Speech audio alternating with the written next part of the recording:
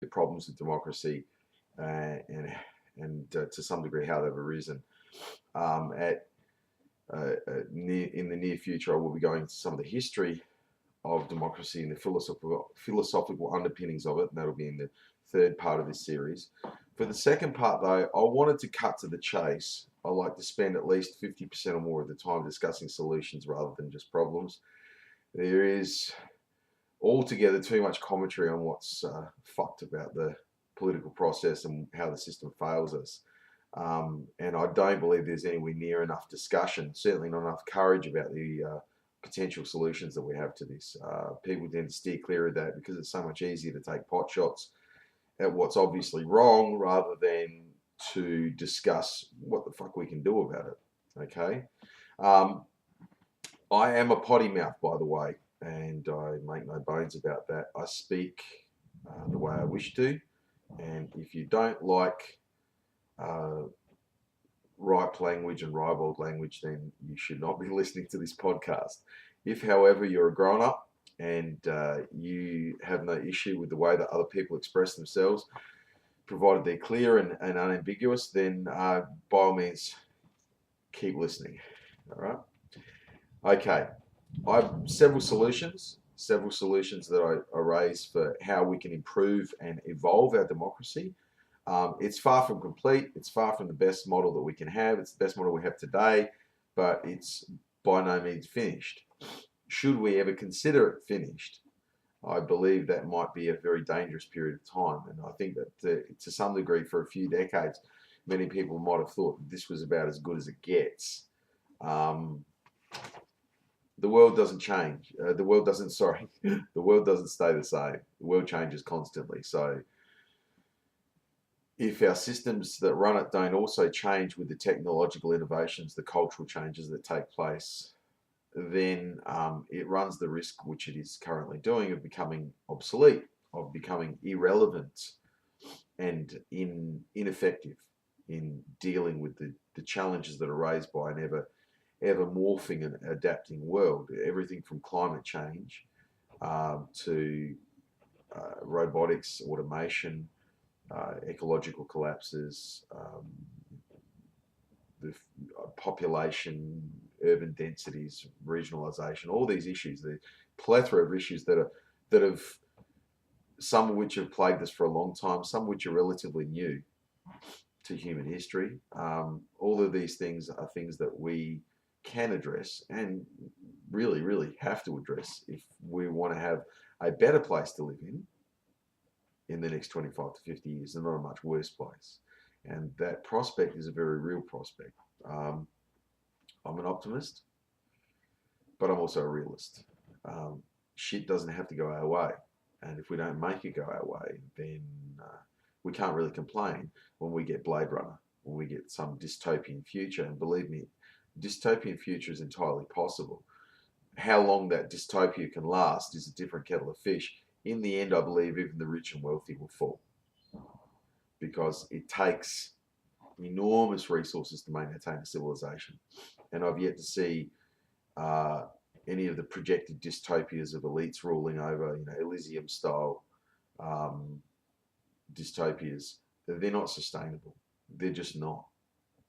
In the long run, it's actually worth more to the billionaires and trillionaires of the future to keep everyone comfortable, happy, and awash in opportunity. Okay, we are the bank from which humanity will continue to draw for a very long time to come, forever, probably forever, for as long as we're around as a species anyway. So my first idea is that one of the biggest problems we have is that politicians are often making decisions they're poorly equipped for. Especially in a world that's increasingly run by technology and engineers and science, I'd see a level of scientific and technical illiteracy amongst our leadership that it's staggering. It's horrifying. They're very good at rhetoric and platitudes, but often they betray in their language and speech, and certainly in their policy, the staggering ignorance of not only the technology and its ramifications right now, but its ramifications in the future, the consequences of implementation in the future. As a result, their policy is equally inept more often than not. So my solution to that to get politicians on track in terms of policy is that policy that is technical of nature, i.e. you're building a dam or a telecommunications network or a hyperfast railway system or a space launch facility or anything of that nature, you need to run it past a panel of elected or selected officials who are experts in that field, engineers, scientists, technical people who are experts in that field, logisticians, and administrative folk who are specifically trained specialists in those areas. They should have to pass a veto or an approval on any project of that nature before the government can even get it to the Senate. The government should not be able to railroad ideas that they like for political reasons or for corruption reasons, i.e. that it favours people that they owe favours to, big donators, big industrial and corporate donors. We can bypass a lot of the corruption, the financial corruption, political corruption, favour kind of thing that's going on. If all the gerrymandering and so on, we can get rid of a lot of that simply by forcing technical and scientific panels to have the final say on an idea or a policy proposal by the government before it even goes to the Senate. In fact, the Senate could use this panel as one of their major tools to determine whether they should pass anything. At the moment, the Senate is also a highly politicized, in most countries, a highly politicized body. Okay, you only need a few crazy independents to get in, or a few nutbags to get into the respective major duopolies, and you can get some unpredictable results. And those results are almost never technically based, scientifically based, rationally based. They're often based on some pretty nutty thinking. We can bypass that with science and engineering panels, with technical panels who don't get to influence policy except to say yes or no and make advisory reports on how projects could be done better. Okay, they have the final word on the technical details of how we employ and implement policy. That itself would be a massive money saver. It would be a way of avoiding the many white elephant projects that have had to be redone and revamped over and over again in country after country, because politics and corporate greed and business friendships and lobbyists intruded into matters that should be purely scientific, purely technical. If we're talking about huge sums of largely public money, let's be real here, PPPs are rarely ever 50-50. Okay, public-private partnerships are rarely ever an equal thing. Government usually puts in the lion's share of most of these projects in a variety of ways, both directly and indirectly. So it's public money. Surely the public should get their value, their money's worth. And they're not getting it at the moment. They haven't been for a very long time, if ever. We can do better. And this is one of the ways. Let's have scientific and technical panels. And they say how things are done. They say whether an idea is valid or not. They say it. The NBN here in Australia could have been completely prevented from being railroaded by such a panel. He could have said, no, we're not going to go to this multimodal technology system that's being abandoned all over the rest of the world. No, Mr. Turnbull, you will have to go, or Mr. Abbott, you will have to go with the previous proposal by the Labor government, because that is the best model. That is the model that the rest of the world is doing, which is fibre to the home. And that's only one example. Okay, the fact that Australia has multiple rail gauges that vary from state to state, and multiple standards across the board that vary from state to state. The benefits of federation are that you get to experiment with things, but there's no coordinating body that says, okay, we've had 15 years of playing with these rail gauges or these different standards.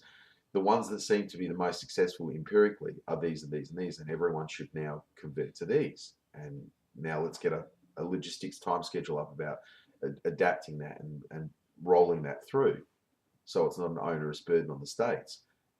We don't have that panel, that middleman that is purely concerned with the technical, logical, scientific application of the best ideas that we have, not the most popular, not the most convenient for the lobbyists, not the ones that government likes because it pleases people they need to please. No, the best one for the people, for the long-term benefit of all of us. So that's my first idea, is that we have these technical panels. The other idea is that it's a system that's already in place in Switzerland, in their canton system, which is that if they get enough petitions, I think it's 500,000 there, or two. No, I think it's less than that. I think there's only 4 million there. So 1 or 200,000. For us, it'd probably be 500,000 or 1 million.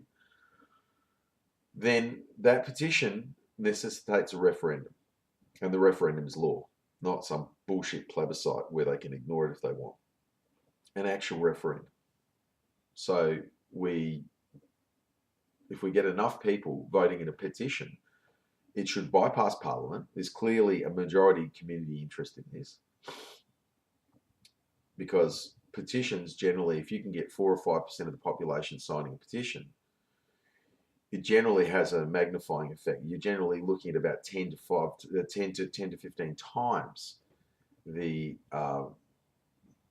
aspect through our society. And supporting polls for those kinds of petitions show that if you're getting, 500,000 Australians to 1 million Australians voting in a petition, you've got several million more, at least, who support the idea of it. Okay, depending, they might not be on the same side of the petition or the referendum, but they both support the idea that we should have a referendum on a given issue. So the petition idea is a fantastic idea. I think it's a democratizing idea. And once again, like the scientific panels that I've proposed before, it bypasses Parliament. It leeches away power from the socio-political elites and transfers them back to us. On the one hand, it protects us from the politicization of technological issues, and the petition side of things, it allows us to say, no, we don't want you to decide for us. This is an issue that's important enough to enough of us that you should let us have a referendum to decide.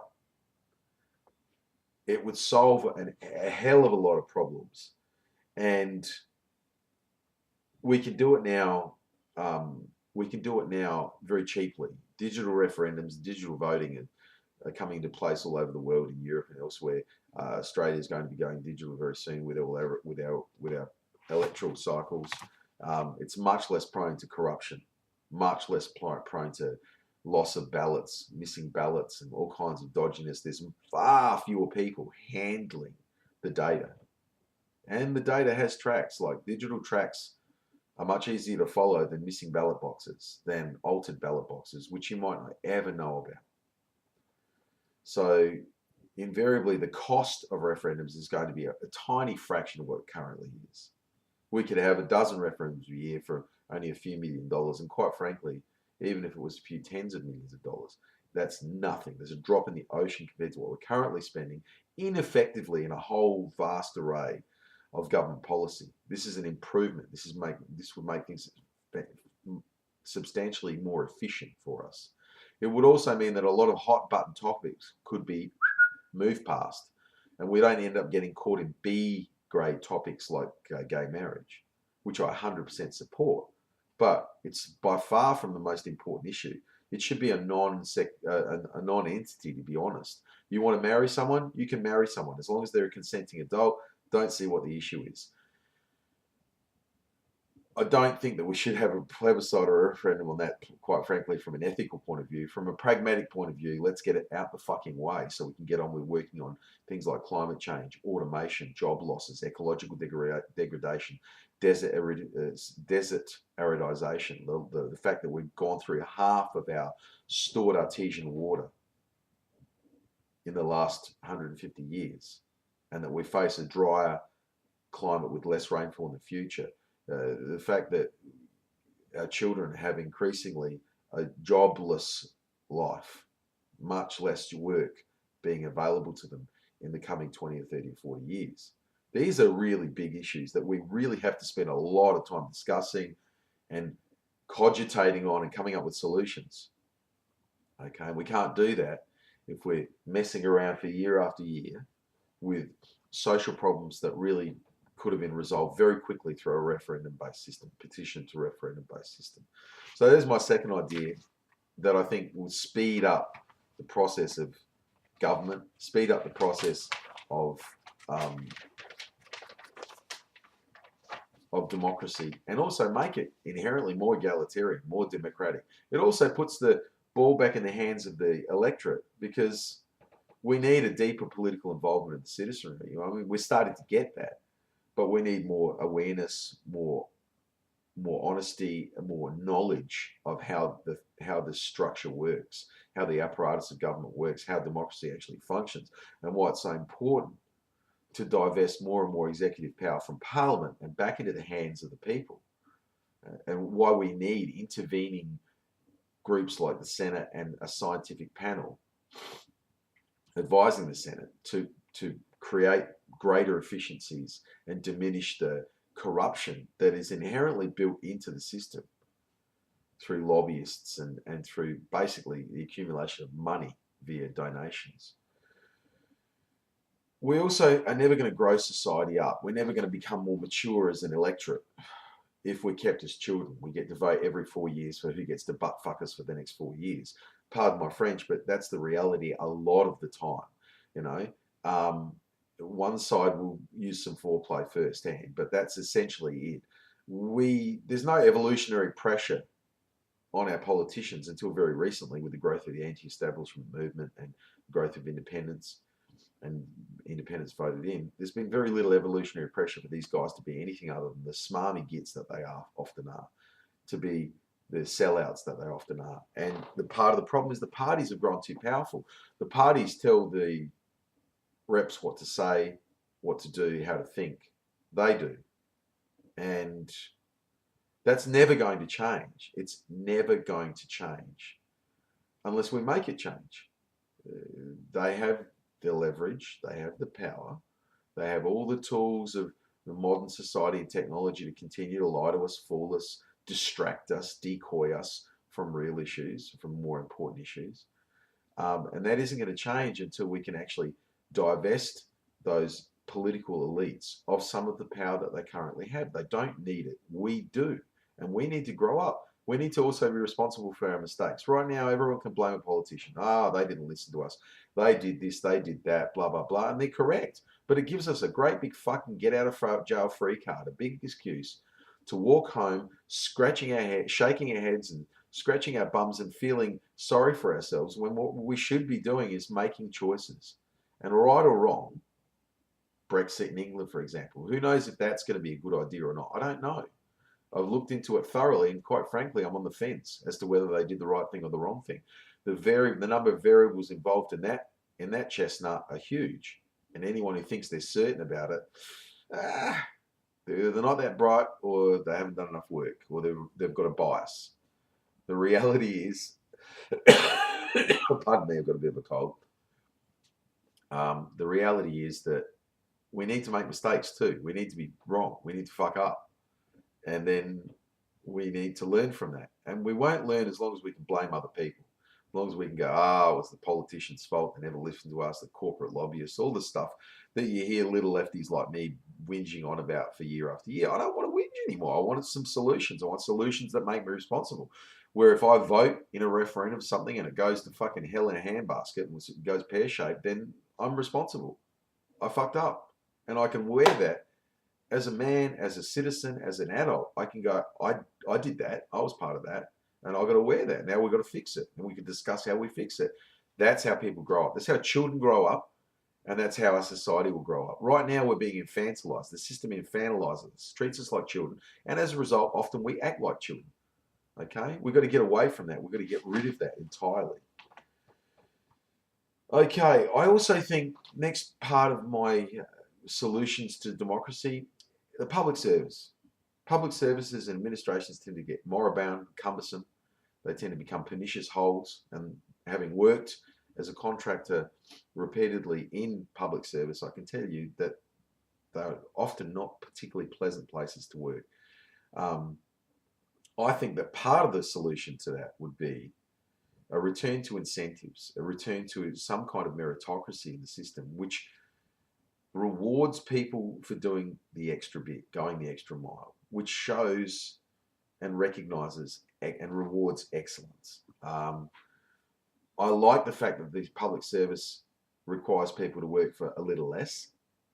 I like the fact that it's about public service and being concerned with working for the people.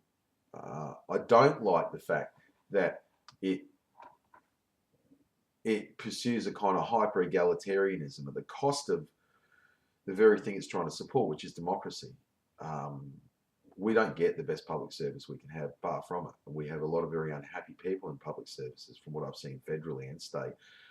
We have a system that actually promotes often barely competent or incompetent people up the ladder. It promotes the most ruthless. It promotes the most perniciously orthodox people to the top of the ranks, and it doesn't allow for lateral thinking. It promotes bureaucrats, pure quintessential bureaucrats who are more concerned with protocols and with the pedantry of government rather than its actual efficient running, and often concerned with their own fiefdoms, their own kingdom building, than getting good results from the people that they work with and keeping and producing a happy, empathetic place to work in, which is only going to produce better results. I think you can do that by rewarding people for working hard. I think you can do that by rewarding people for having great ideas. I think you can do that for rewarding people for being lateral, for being creative. You can do that for rewarding people for showing integrity. And I think you can do that by not treating them like children. I like flexi time. I think it's a fantastic idea. It should be taken much further than it already is in public service. It's one of the only progressive ideas that are left in the public service from what I've seen. So I like the idea people should be able to come in when possible, when their job allows, whenever they want. They want to work at midnight, let them work at midnight. If they're meritorious in their results, they should be rewarded. Now, we don't have to necessarily give them money. If you want to keep the financial ethic out of it, a lot of people would like time.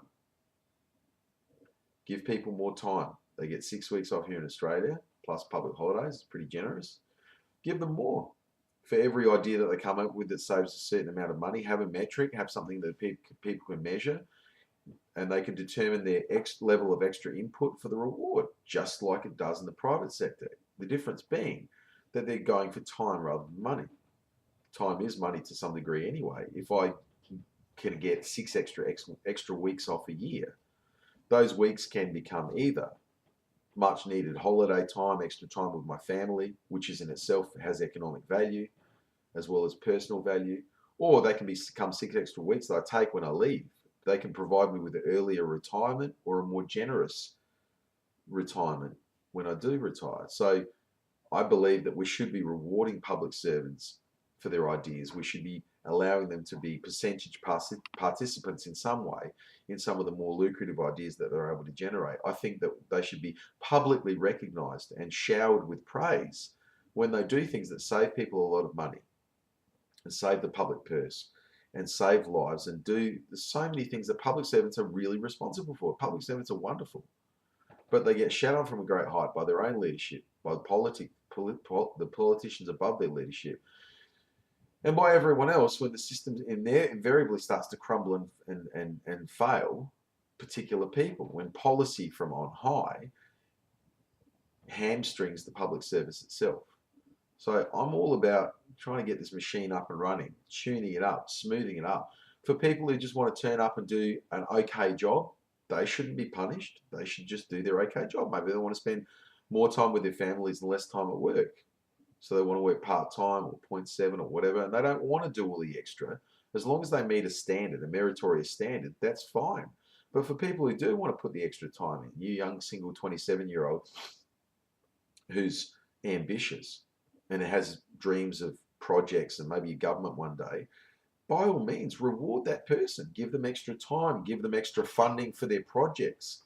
That in itself is a reward. Make the public service not simply about getting money or even time, but also getting funding for your ideas. I mean, the reward of getting your idea put into practice, into reality, where it affects the lives of thousands or more people, that's an awesome reward for someone like myself. That's a great idea.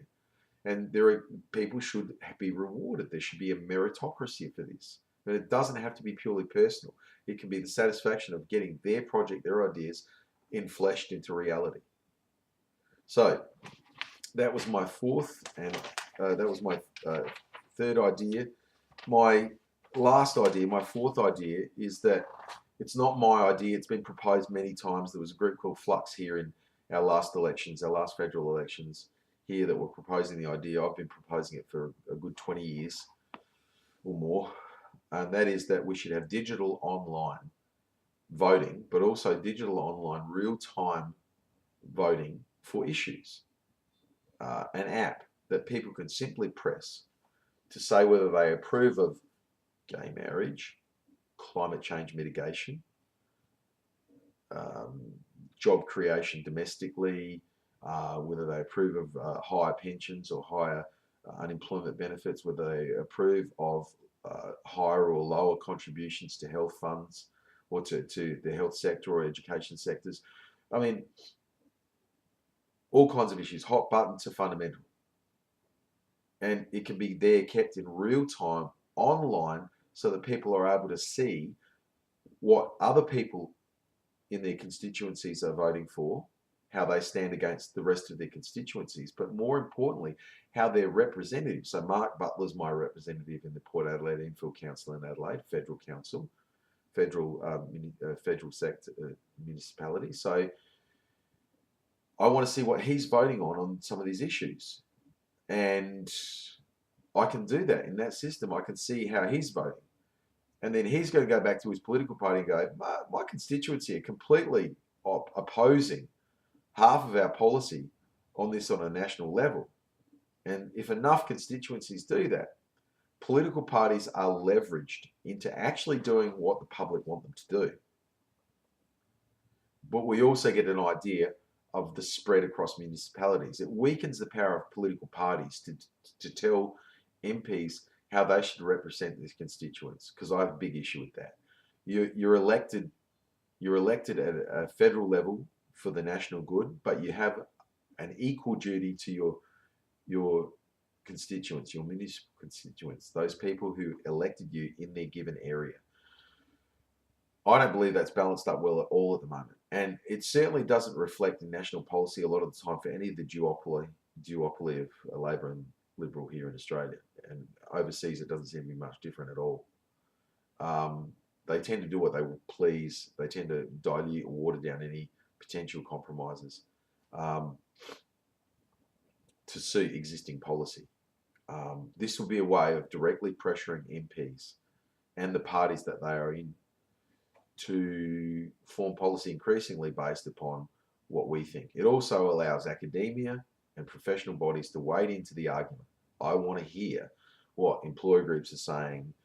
Mind you, they tend to get a very good hearing at the moment through government, through particularly conservative governments. I want to hear what unions are saying as well. I want to hear what technical groups are saying, NGOs, social welfare groups. They should be able to weigh into these debates and influence public thought, and online digital referendums with 10 to 20 minute or shorter diatribes by different groups would give people a much better flavour for the issue, a much more progressive, broad sense of the issue than they currently get from the media. It would also help in many respects force the media to become a lot more rigorous, fact-based, and less sensationalistic. These are the 4 proposals that I've got for how we can improve our democracy. They're not the only ones. I'll come up with more. I've got quite a few more, but these are the core issues. Technical panels that can prevent governments doing silly things in areas that are scientific and technical and engineering orientated.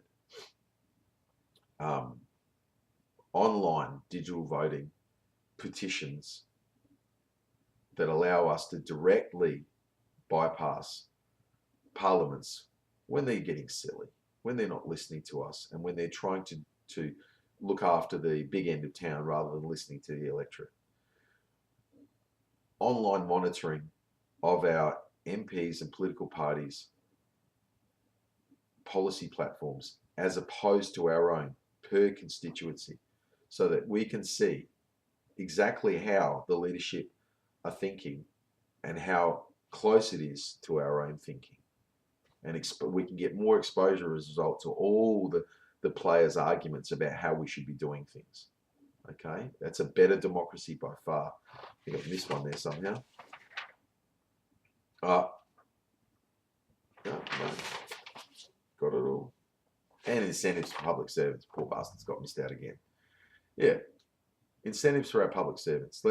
We need to re-inject some virility into our public services. And it isn't going to come from austerity and beating them up and making them work harder and all those kinds of things. People are far more incentivized by a little bit of cash in their pocket, time with the family, and rewards, including funding for their pet projects.